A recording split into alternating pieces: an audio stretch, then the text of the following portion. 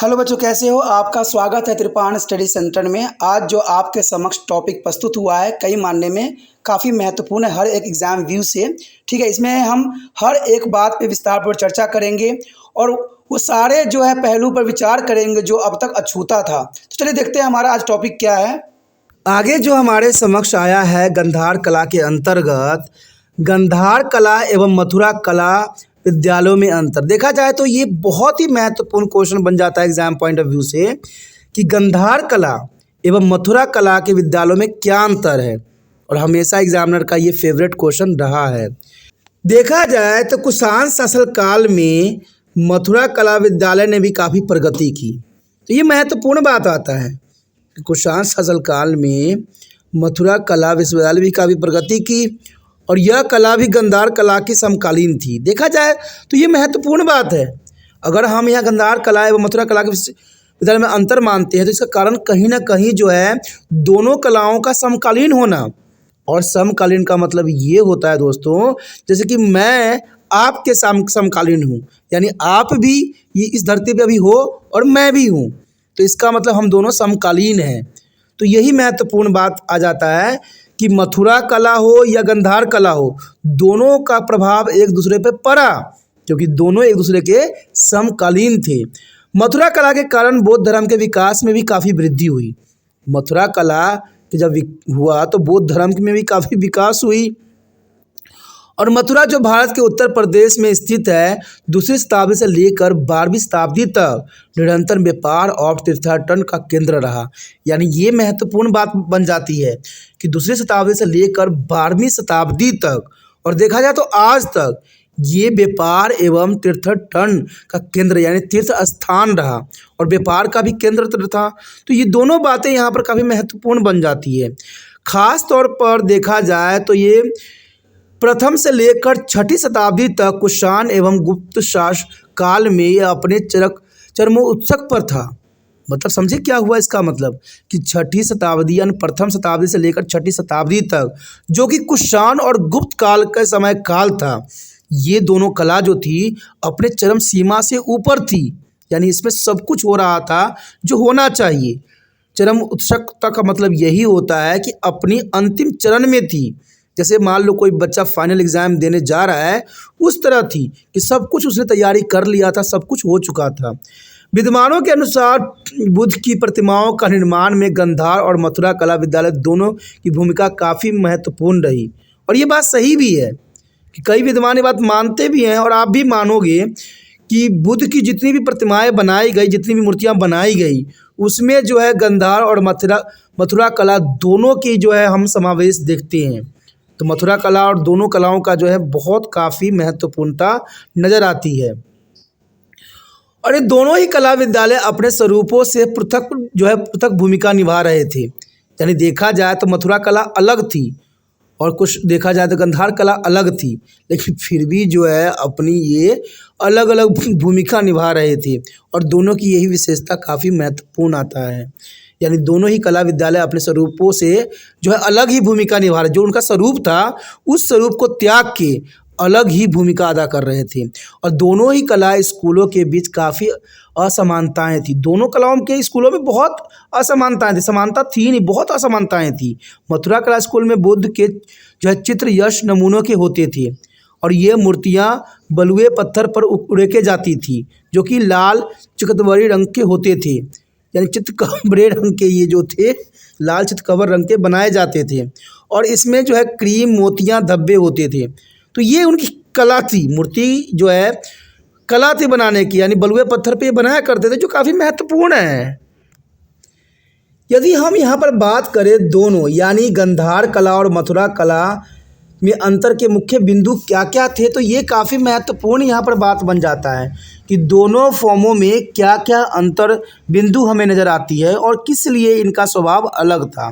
बेशक ये दोनों एक दूसरे के समकालीन थे, लेकिन इनमें बहुत ही अंतर देखने को मिला और इसी बिंदु को आपके समझ रखने जा रहा हूँ। पहला यही बात कहता है कि गंधार कला स्कूल की विषय वस्तु मुख्य तौर पर बौद्ध धर्म के संबंधित होती थी। ये तो बात आप समझ ही गए हुए अब तक कि गंधार कला के जो है मुख्य बिंदु थी विषय वस्तु वो बौद्ध धर्म ही थी। और यह मुख्य रूप से महात्मा बुद्ध के जीवन से संबंधित कहानियों का चित्रण किया करती थी। यानी महात्मा बुद्ध की जीवन के सभी कहानियों को चित्रण करना जो है गंधार कला की मुख्य विशेषता थी। लेकिन दूसरी तरफ अगर हम देखें तो इसके विपरीत मथुरा कला विद्यालय की विषय वस्तु बौद्ध धर्म के अलावा ब्राह्मण धर्म यानी सनातन यानी देखा जाए तो हिंदू धर्म के मूर्तियों का भी महत्वपूर्ण स्थान थी एवं कभी कभी निरपेक्ष ही हुआ करती थी। यानी ये महत्वपूर्ण अंतर आ जाता है कि देखा जाए तो गंधार कला की स्कूल की मुख्य विषय वस्तु जो थी बुद्ध धर्म थी और उनके जीवन को दर्शाना। लेकिन मथुरा कला का जो था विषय वस्तु बौद्ध धर्म के अलावा सनातन धर्म यानी हिंदू धर्म की मूर्ति भी थी। तो इसीलिए इनमें काफ़ी अंतर देखने को मिल जाता है। अगर दूसरी हम बात करें तो गंधार कला शारीरिक विशेषता एवं बाहरी सुंदरता पर ज़्यादा महत्व प्रदान करती थी। ये गंधार कला की बहुत ही महत्वपूर्ण विशेषता थी कि ये जो है बाहरी सुंदरता यानी बाहर की सुंदरता के ऊपर ज़्यादा महत्व प्रदान करती थी, जबकि मथुरा कला आंतरिक सौंदर्य और मुखमंडल के प्रभाव को प्रकट करने पर जोर देती थी, यानी मुखमंडल पे ध्यान देती थी। लेकिन यहाँ पर देखा जाए तो गंधार कला मांसपेशियों के आकार पर ध्यान देती थी, लेकिन यहाँ पर मथुरा कला जो है मुखमंडल की भाव, उसकी विशेषता, उसकी सुंदरता पर ध्यान देती थी। शारीरिक सौंदर्य की उत्कृष्टता की अपेक्षा मूर्तियों में आध्यात्मिक का महत्व देती थी कि हमें कोई मूर्ति अगर हम देखें तो हमें ऐसा लगे कि ये हमें जो है हमारा इष्ट है और हमें इनको आराध्य करना चाहिए, सर झुक जाना चाहिए। तो यही बात पे जोर जो था मथुरा कला देती थी।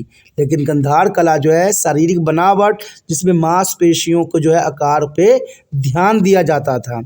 कहते प्रथम कला यथार्थवादी थी जबकि द्वितीय आदर्शवादी थी।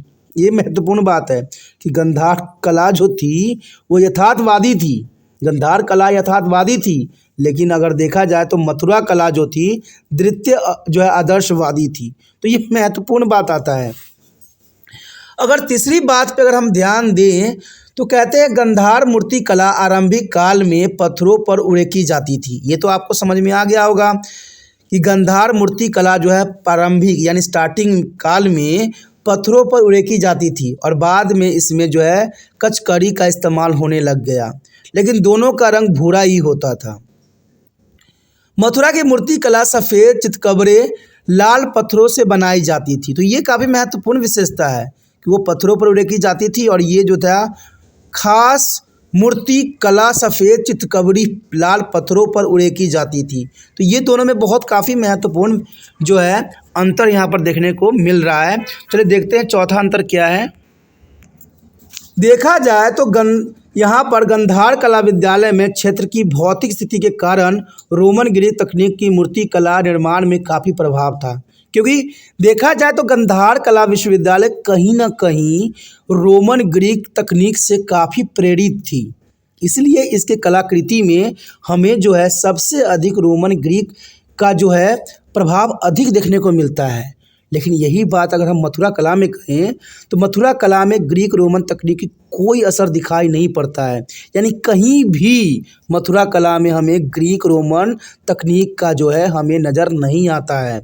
इवन देखें तो मथुरा कला पूर्णतः भारतीय मूर्ति कला से प्रभावित थी।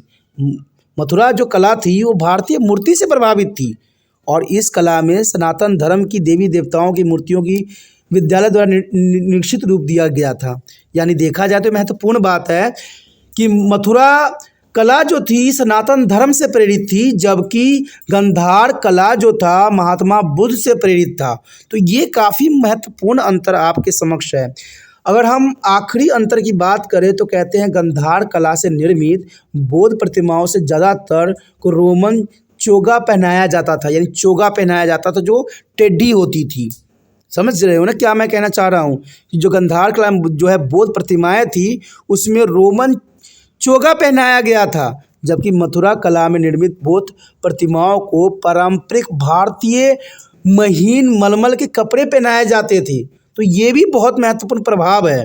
कहते हैं हमारी जितनी भी मूर्तियों में जो प्रभाव आपको देखने को मिलता है वो कहीं ना कहीं कलाकारों के जो है मानसिक सोच होती है और ऐसे पारदर्शी वस्त्र विन्यास मथुरा कालीन कला की खास विशेषता थी कि मथुरा कला में जो है पारदर्शी वस्त्रों का अधिक उपयोग होता था, जबकि देखा जाए तो गंधार कला में चोगा पहनाया जाता था। तो ये काफ़ी महत्वपूर्ण बिंदु है जो काफ़ी ज़रूरी है।